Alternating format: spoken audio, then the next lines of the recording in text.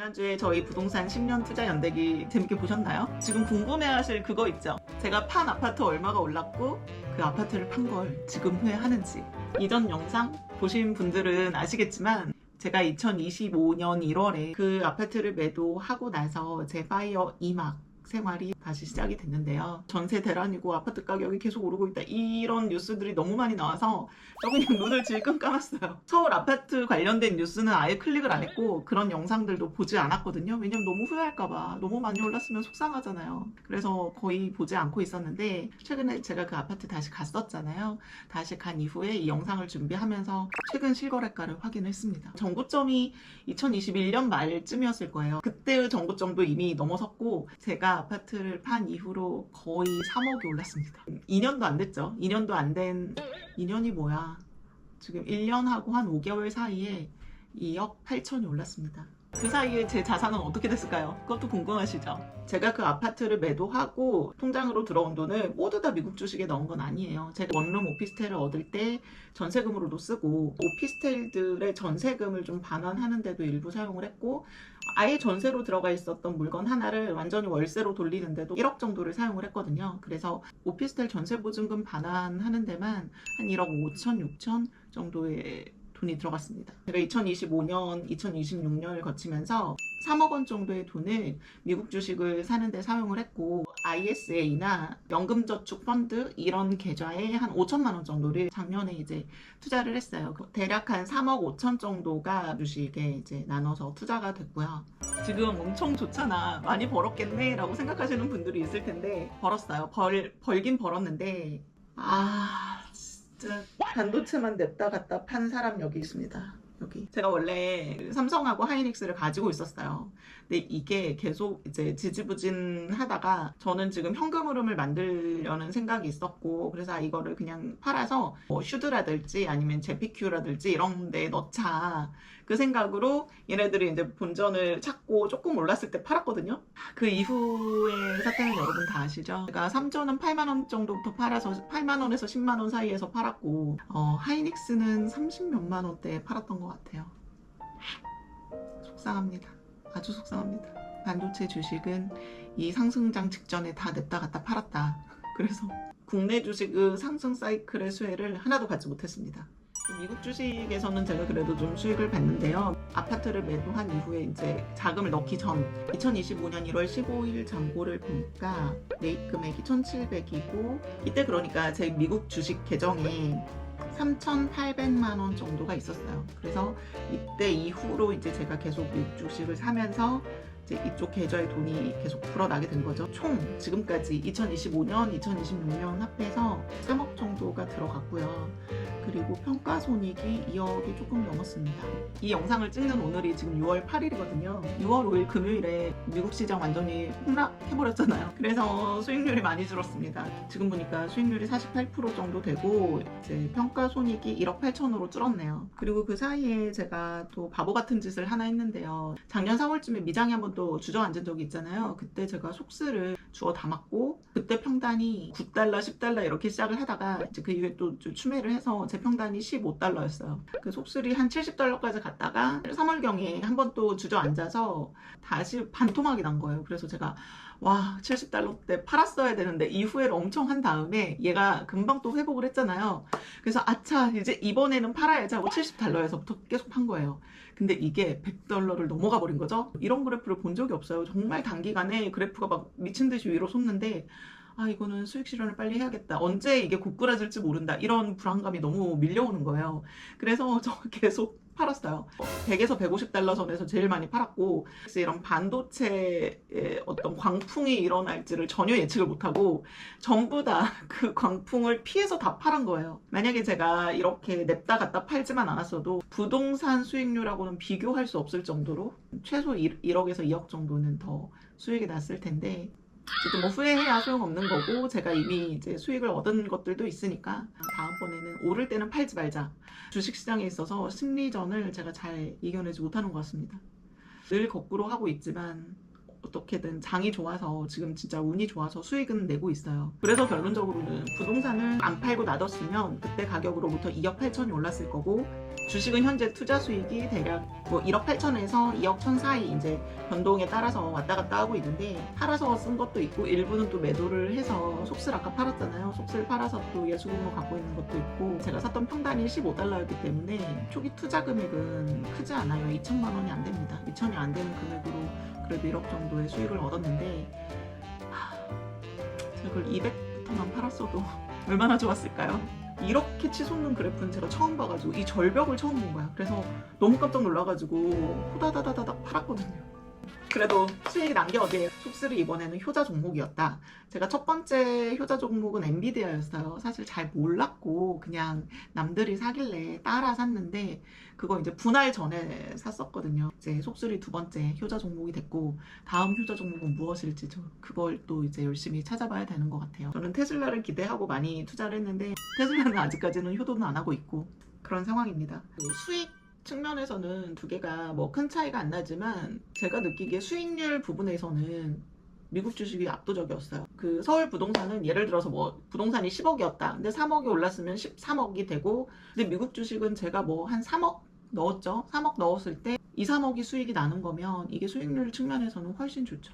미국 주식으로 자산을 불리는 게 부동산으로 자산을 불리는 것보다 크게 불리하다 이런 생각은 들지 않고, 물론 그 10억짜리가 레버리지를 사용을 한 거죠. 실 금액은 10억까지는 안 들어갔다고 하더라도 요즘에 뭐 LTV나 그 이런 게 잘 안 나오잖아요. 뭐 어느 정도 자기 돈이 들어간다 생각했을 때 수익률 측면에서는 미국 주식이 훨씬 낫지 않았나 라고 생각을 합니다. 근데 지금 서울 부동산 상승 추세가 심상치가 않고 미국 주식은 지금 출렁이고 있잖아요. 앞으로 이제 추이를 보고 또 대응을 잘 해 나가야 되는 중요한 시기인 것 같습니다.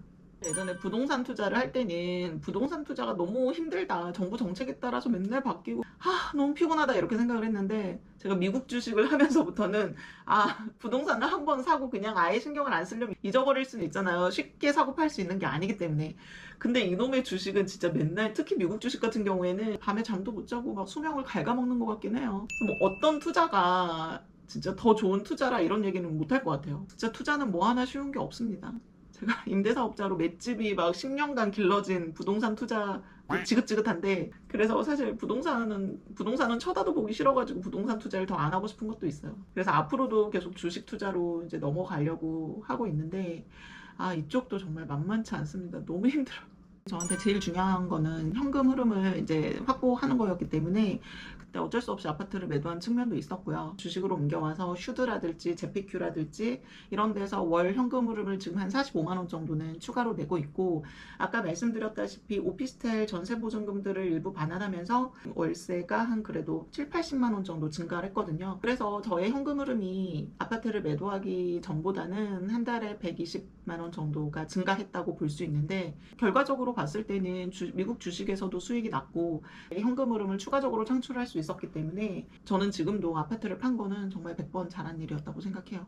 만약에 그때 제가 아파트를 못 팔았으면 지금까지 파이어 생활을 못하고 일을 다시 하지 않았을까 생각합니다. 물론 가족이 있으신 분들은 아파트를 보유함으로써 얻는 이득이 훨씬 클 거예요. 주거의 안정감, 가족들이 편안하게 살 수 있는 그 안정적인 공간을 마련한다는 것 자체가 돈으로 환산할 수 없는 정말 소중한 가치이기 때문에 그 부분에 큰 가중치를 두실 텐데, 저 같은 경우는 좀 상황이 달라서 싱글이기 때문에 저는 뭐 아무데나 살아도 되거든요, 사실. 그래서 저는 오히려 주거의 질을 포기하고 현금 흐름과 자유를 쫓아서 아파트를 매도했고, 사실 서울 부동산이 없다는 거, 그 포모가 있잖아요. 서울에 아파트 있어야 되는데 이런 생각이 저도 사실은 엄습을 해요. 지금이라도 다시 좀 봐야 되나 사야 되나 뭐 그런 생각도 문득문득 들긴 하거든요. 나중에는 서울에 또 아파트를 사게 될 수도 있겠지만, 지금 당장은 제가 조금 더 현금 흐름이 안정적으로 확보가 되고 주식으로 좀 더 자산도 불리고 이런 부분들이 좀 더 안정이 되면 그 이후에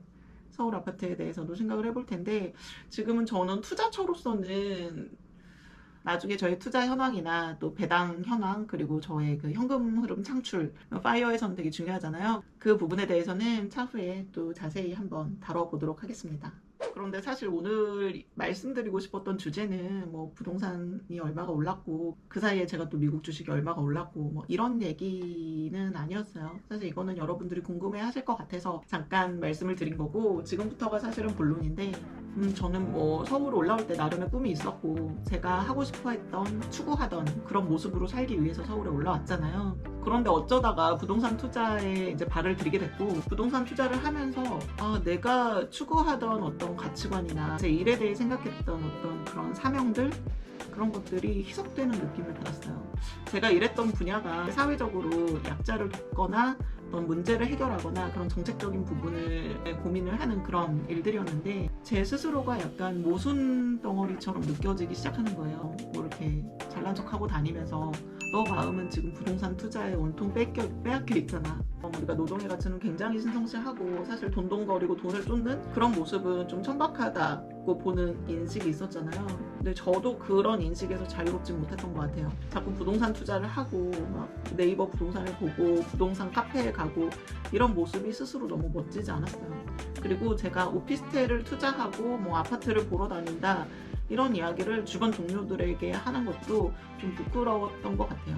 그래서 부동산 투자를 하면서 사실은 제가 제 안에 있었던 어떤 돈에 대한 욕망, 자산 증식에 대한 열망, 이런 것들을 깨닫게 된 것 같아요. 나는 좋은 일을 해야 돼, 의미 있는 일을 해야 돼, 이런 생각으로 가둬놨던 저의 마음을 솔직하게 들여다보기 시작했던 것 같아요. 내가 만약에 이렇게 부동산 투자를 해서 돈이 많아지면 너도 계속 그때도 이 일을 할 거야? 이 일을 정말 하고 싶어? 이런 질문을 솔직히 저에게 던졌던 것 같고, 마음의 소리를 진지하게 듣기 시작했던 것 같아요.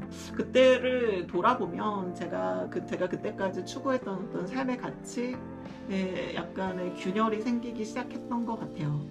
뭔가 인지부조화라고 해야 되나? 그 이후에 막 부동산이 전체적으로 막 불이 붙기 시작했어요. 특히 서울은 부동산으로 떠들썩하던, 지금의 삼전 닉스 이야기하는 거 이상으로 모든 사람들이 부동산을 이야기할 때였어요. 나의 동료가 강남에 아파트를 산다고 했을 때, 부모님이 뭐 도와줘서 어디 입지 좋은 곳에 분양권을 산다고 했을 때, 네이버 또 시세 확인하면서 와, 이때 저 아파트 산 사람들은 진짜 좋겠다, 몇 억이 올랐네 이러면서 낯도 모르는 사람들에 대한 어떤 질투? 이런 것도 막 느끼게 되고, 다른 사람의 삶에 대한 부러움, 은근한 비교, 시샘, 진짜 나도 모르게 올라오는 이런 감정들에 굉장히 당혹스럽고, 인간으로서 뭔가 들키고 싶지 않는 민낯을 계속 발견하는 느낌이었어요. 그런 감정들이 다 너무 우리 사회를 지배를 했었던 것 같아요, 그 시기에. 그런데 요즘도 똑같은 것 같아요. 지금 삼성전자, 하이닉스 주가가 몇 배가 뛰고 이런 상황에서 내가 그게 없을 때 상실감, 허탈감, 사실 내 인생에서는 하나도 변한 게 없잖아요. 주변 사람들, 갖고 있었던 사람들이 뭐 오르고 성과금을 받고 뭐 이렇다는 얘기들이 들리는 것 뿐이지 내 인생이 달라진 건 없는데 왜 삼전이 없고 하이닉스가 없어서 고통받아야 되는가? 어떻게 하면 우리 마음을 이 앞에서 지킬 수 있을까? 이런 생각들을 하게 되는 것 같아요. 지금 우리가 느끼고 있는 이 마음들을 너무너무 잘 표현해준 책이 하나 있어서 여기서 같이 이야기를 한번 해보고 싶어요.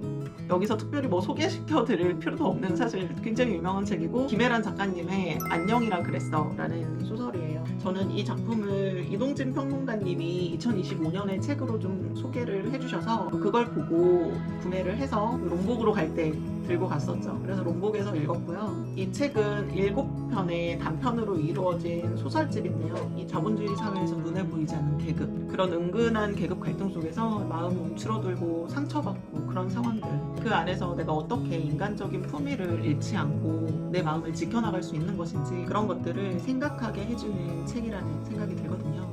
다 좋아요. 다 재밌는데 이 중에서도 좋은 이웃이라는 단편이 있어요. 좋은 이웃이라는 단편에 이런 내용들이 있어요. 조금 읽어볼게요. 근 1년간 부동산 기사에는 집값이 안정되길 바라는 무주택자들을 조롱하고 무시하는 댓글들이 난무했다. 식인이 질투니 하는 말도 모욕적이었지만 무진이 게으름이니 하는 말도 부당하게 다가왔었다. 하지만 무엇보다 우리를 힘들게 한 건 어쩌면 잘못은 정말 우리에게 있는 게 아닐까 하는 의심이었다. 매일 아침 한강을 건너 출근하는 남편은 요즘은 풍경이 다 돈으로 보인다며 뉴스를 보다 말고 헛웃음을 지었다. 그리고 이어지는 문장인데, 남편이 선량한 듯 서글픈 얼굴로 대꾸했다. 우리가 그렇게 살아서 결국 이렇게 된 거 아닌가? 이렇게가 뭔데? 그냥 열심히 살아왔을 뿐인 이 두 사람이 우리가 이렇게 되었다고 자조하게 되는 그런 장면이죠. 그리고 마지막에 이런 문장이 있어요. 우리가 정말 상실한 건 좋은 이웃이 될 수 있고 또 될지 몰랐던 우리 자신이었다는 뼈아픈 자각 때문이었다.